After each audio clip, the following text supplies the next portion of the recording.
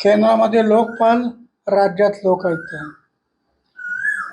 आयुक्त तर प्रत्येक खात्याला आहे, प्रत्येक खात्याचे आयुक्त आहे, पण लोकांचा आयुक्त कुठे आहे?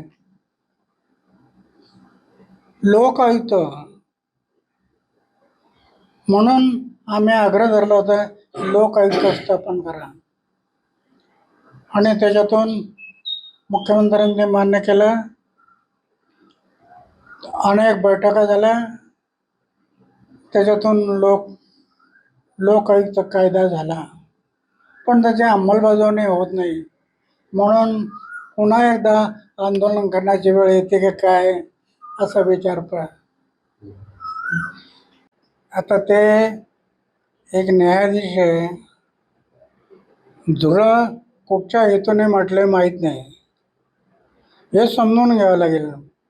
पण धुरळ जरी म्हटले तरी त्या पार्टीच्या पाठीमागे लोक तरुण उभा झाला.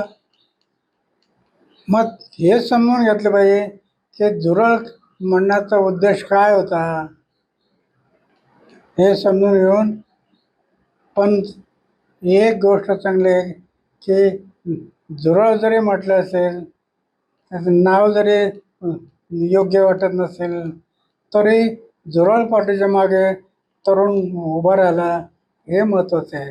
म्हणून युवा शक्ती एक राष्ट्रशक्ती आहे असं समजून शासनाने त्यांचा अवेअर न करता त्यांना प्रोत्साहन द्यावं.